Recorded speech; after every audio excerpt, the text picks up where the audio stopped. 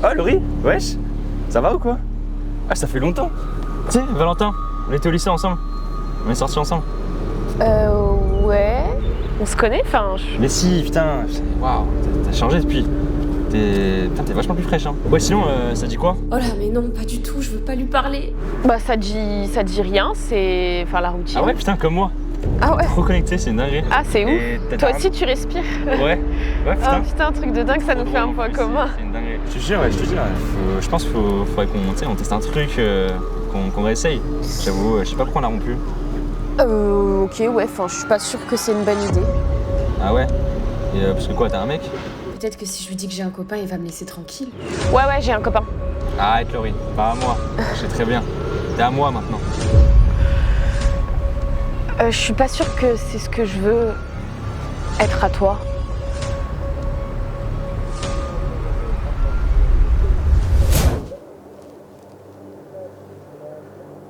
Être à quelqu'un ou être sous l'emprise de quelqu'un, je dirais que c'était complètement mon ex. En vrai, quand j'étais dans cette relation toxique, je pense qu'au début, je m'en rendais pas compte, ou alors plus, je savais que c'était pas sain, mais j'avais un peu des œillères et je sais pas, je me disais que ça allait changer ou que c'était peut-être des choses qui se passaient un peu dans tous les couples et que c'était peut-être la normalité. Au tout début, je dirais que c'était du déni que je ressentais, mais beaucoup de tristesse aussi parce que du coup, j'avais l'impression que j'étais obligée de le subir. Parce qu'en fait, moi, je considérais que si je me mets en couple avec quelqu'un, que je m'engage, bah, je sais pas, je pars au moindre truc, on essaye de réparer ensemble et enfin voilà, je voulais tout donner quoi. Et petit à petit, bah, du coup, je me suis complètement oubliée et j'étais un peu une coquille dans le sens où je vivais à travers lui. Je faisais tout en fonction de lui pour pas le froisser, pour pas qu'il y ait de dispute. Je voulais tellement éviter le conflit et éviter de le perdre ou même de perdre la relation que je m'empêchais tout quoi. Et du coup à la fin bah, j'étais juste plus moi-même et j'étais, je pense, en déprime totale quoi.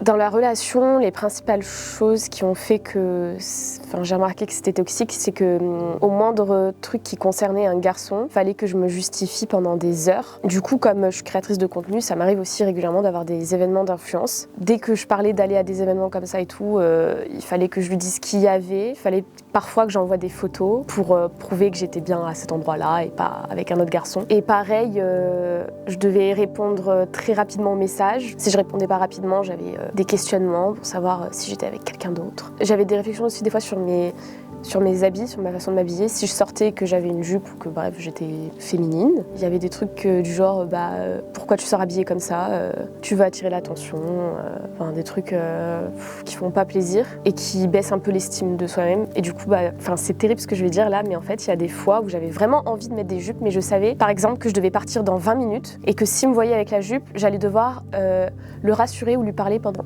1 heure pour ne pas après avoir des prises de bec par message ou des appels ou bref, pas avoir de conflit. Et donc une fois, j'ai mis une jupe sous mon pantalon et je me suis changée dans ma voiture après pour pas avoir de remarques et tout. Donc voilà, c'est une anecdote qui est plutôt révélatrice. Il y avait beaucoup de paranoïa aussi. En fait, c'est quelqu'un qui m'a dit que une de ses ex l'avait trompé. Du coup, je pense qu'il avait peut-être un trauma par rapport à ça. Il y a 1 an après aussi, j'ai fait un voyage au Japon et il faut savoir que c'est vraiment mon pays de rêve. Enfin, vraiment, c'est un des pays que je kiffe. Enfin, vraiment, c'est trop bien là-bas. Et du coup, c'était sa destination de rêve aussi. Et comme lui, il n'avait pas forcément les moyens d'y aller, j'ai voulu lui offrir ce voyage. Comme ça, je me suis dit, moi, je me fais plaisir et en même temps, je lui fais plaisir à lui et comme ça, on partage ça ensemble. C'était un consommateur c'était du quoi. Moi, déjà, il faut savoir qu'avant de me mettre en couple, je m'étais toujours dit, je sortirai jamais avec un garçon qui fume et tout. Et sauf qu'en fait, au début, il me faisait croire qu'il en fumait 1 par jour et au fur et à mesure de la relation, après, c'était 3, puis 4, puis 5, puis à la fin, il en fumait 6 par jour. Donc, c'était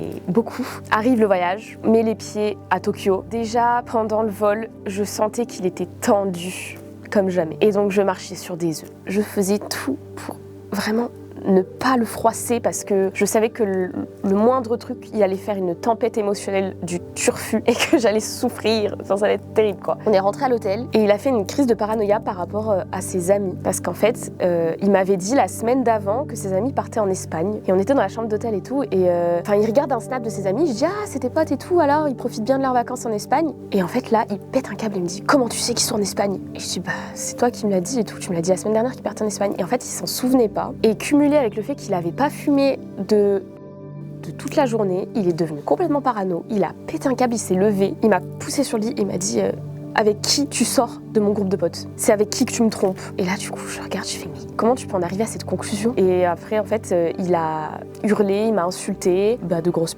notamment. Il était en train de taper, pareil, dans les meubles et tout, sauf que là, c'était la chambre d'hôtel au Japon.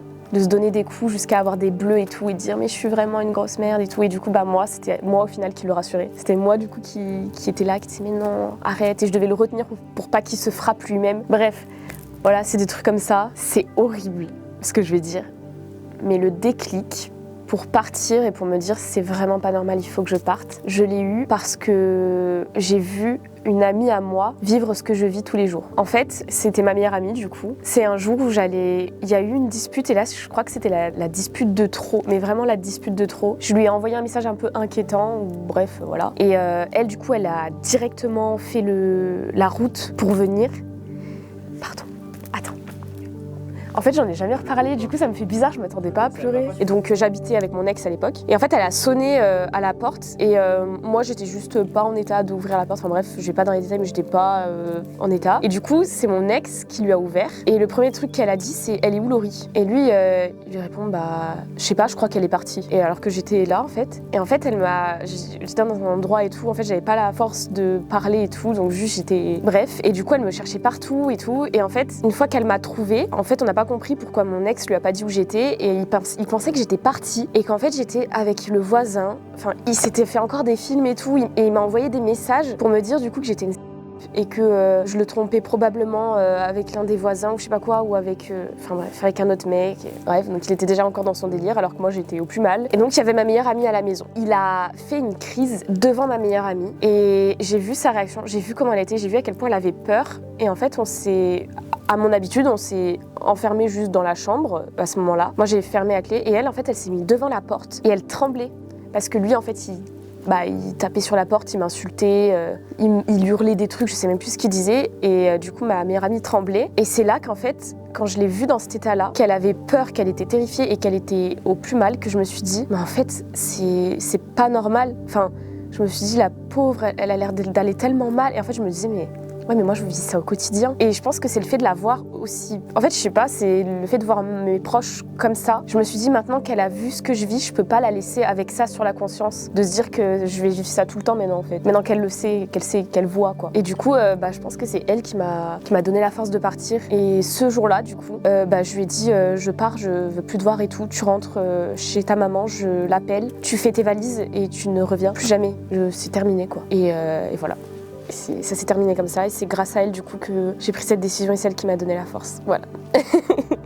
Donc merci à toi si tu regardes cette vidéo. Et si vous êtes dans une relation toxique et que vous savez pas comment vous en sortir, l'un des premiers trucs que je vous conseille, c'est projetez-vous et demandez-vous si vous avez envie que cet homme soit le père de vos enfants. En fait, il faut juste se dire est-ce que ma vie, j'ai envie de la consacrer à souffrir et à être en perpétuel combat avec moi-même. Genre juste non, c'est pas un combat. Enfin, vous devez juste vivre votre vie, être heureux et pas dépendre de quelqu'un. Et surtout pas confier votre bonheur à quelqu'un d'autre. Genre. Sortez de votre corps, regardez-vous de l'extérieur.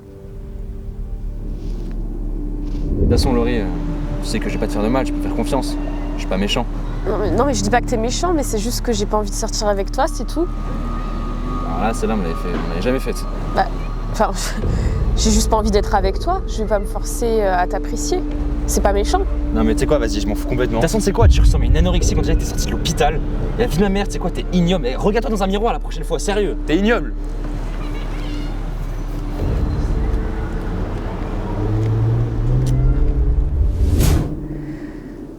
Waouh, c'est des mots qui marquent.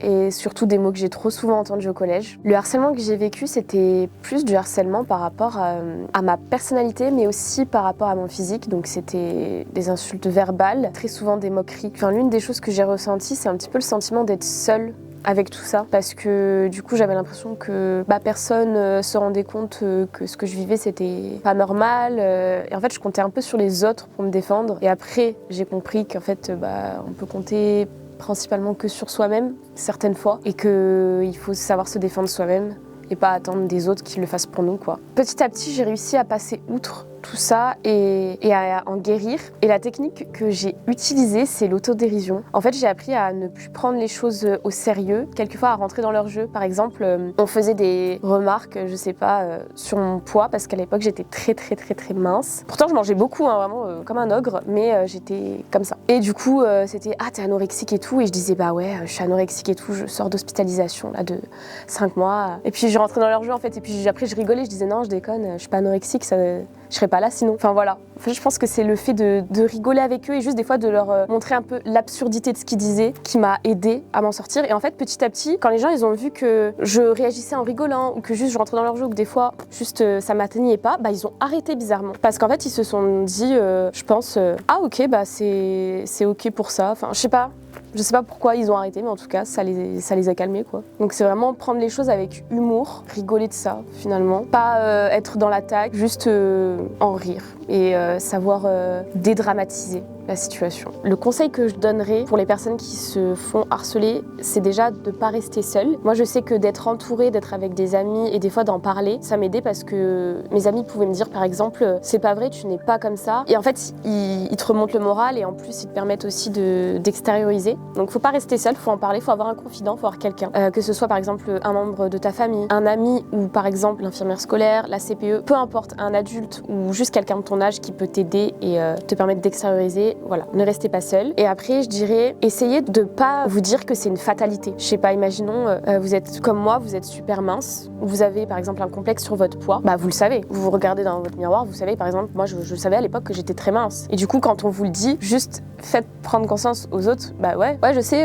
je suis comme ça et tout, et essayez un peu de rentrer dans leur jeu et des fois de faire même pire qu'eux, de dire vraiment le pire qu'eux, genre par exemple le côté me dire que j'étais anorexique, j'ai fait pire qu'eux, j'ai dit ouais, je me suis fait hospitaliser pendant tant de temps parce que du coup ils vont se sentir bêtes, et je sais pas, juste défendez-vous de cette manière en jouant avec un peu de l'humour, avec le second degré, l'autodérision, je sais pas, prendre les choses en fait en rigolant, des fois ça fait du bien et ça vous permet aussi de pas vous enfoncer dans quelque chose de trop négatif et après à déprimer. Mais ça c'est mon conseil, je veux dire peut-être que ce sera pas quelque chose qui va marcher pour vous, en tout cas c'est ce qui a marché pour moi. Salut, ça va? Je peux m'asseoir à côté de toi? Ouais, vas-y. Putain, j'ai entendu le mec là, le fou, mais c'est un malade le mec! Ouais, les barjots, j'en ai marre. Je te jure, ils sont fous les gens. Tu fais quoi dans la vie? Et tu t'appelles comment d'ailleurs? Je m'appelle Laurie, du coup enchantée. Miel, enchantée. Trop bien. Je fais des petites vidéos sur internet, des petites mises en scène. C'est grave bien. C'est archi stylé. Moi, je suis à l'école. Ça me saoule l'école, je te jure. Hein. J'aimerais tellement faire ce que tu fais. Ah, tu sais que moi, l'école, ça a jamais été trop mon fort non plus, donc je comprends. Ah ouais? Ouais. Ah, attends, une seconde, il y a mon père qui m'appelle. Allô? Qu'est-ce qu'il y a, Non. Waouh, l'école, c'était vraiment pas l'endroit où je me sentais le mieux. Je dirais même que c'était plus un fardeau d'y aller.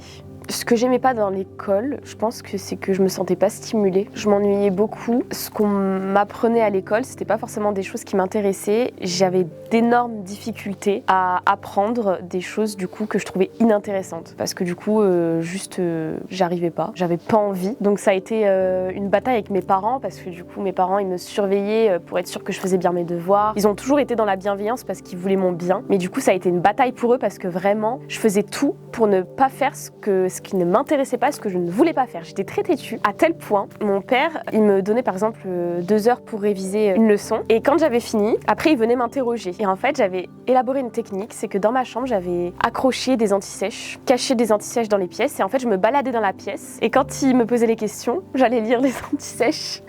Et donc, il était fier de moi, il me disait, c'est bien, t'as bien appris et tout. Et après, j'avais des sales notes et il comprenait pas. Puis un jour, il a découvert la supercherie. Et du coup, quand il venait m'interroger, et il faisait le tour de la pièce pour voir si je n'avais pas caché des antisèches. Donc il y a des fois où j'ai dû apprendre mes leçons malgré moi, même si j'en avais pas envie. Et en vrai, je les remercie quand même de m'avoir forcé, de m'avoir obligée à faire certaines choses parce que ça m'a permis aussi de faire plus tard des études qui m'ont servi quand même, quoi. On pourrait croire que j'ai fait des études courtes, mais comme en fait rien ne m'intéressait et que j'arrivais pas à trouver ma voie, justement j'ai fait beaucoup d'études parce que je pensais que juste j'étais pas au bon endroit et qu'il fallait que j'aille ailleurs. Donc j'ai un bac+5, j'ai utilisé aucun de ces diplômes.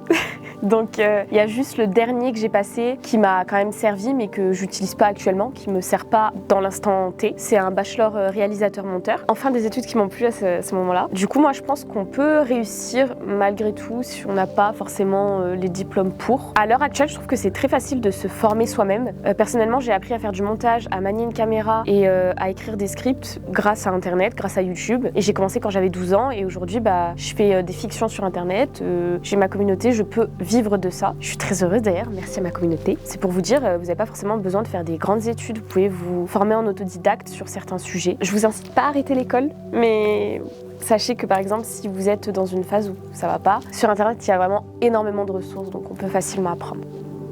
C'est bon? Ok. Bon papa, je te laisse là, je suis avec une pote. Bisous. Oh mais t'inquiète, te prive pas de discussion avec ton père, ça peut attendre. Mais si, t'inquiète, moi j'ai envie de passer du temps avec toi, t'as l'air grave sympa comme meuf. Oh, c'est gentil. On parlait de quoi? On parlait des études, donc pas un sujet très intéressant quoi. Ouais, on s'en fout un peu. Oui c'est vrai. Oh, t'as vu les chaussures de la meuf là-bas? Comment elles sont trop moches. Moi, je les trouve plutôt sympas. Ouais, c'est pas trop mon style, ouais. Non mais t'imagines la scène au magasin quand tu vas acheter ça? Non mais c'est une dinguerie, c'est ignoble, ça me dégoûte. Bah après c'est juste différent, c'est juste un style différent, mais en vrai, ça va, non? Tu pourrais porter ça toi? Je suis méga gênée là. Je trouve pas que ce soit si moche. J'aime bien même. Tu pourrais porter ça toi? Non, je sais pas en vrai.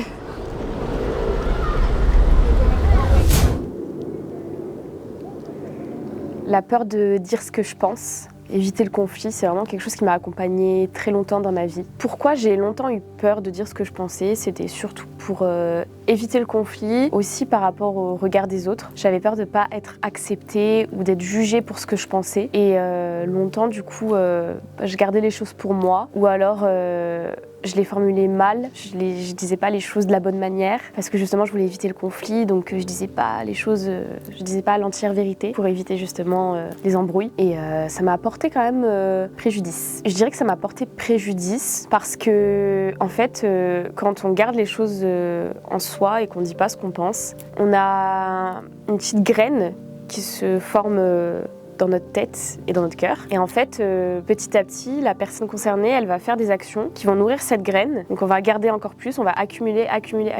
Et puis au final, en fait, il y a un jour où ça explose et la personne, elle comprend pas. Parce que d'un coup, en fait, on s'énerve parce qu'on a accumulé trop longtemps. Et du coup, c'est pour ça que je dis que ça porte préjudice. Il faut vraiment dire les choses tout de suite. Il faut pas garder en soi.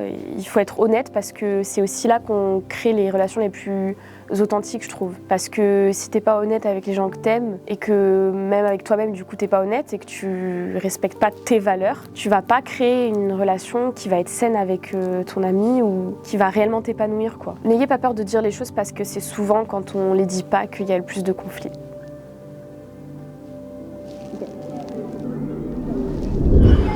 Non mais en vrai, elles sont vraiment ignobles les chaussures. Je t'avoue que moi, je les aime bien et je pense même que je pourrais les porter, tu vois. Ah ouais? Ouais. Bon tu veux qu'on aille boire un verre?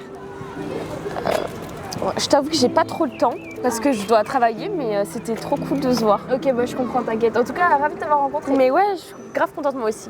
Bisous. Passe une belle journée. Ouais. Et travaille bien. Merci. Bisous. Bisous, salut. Ciao.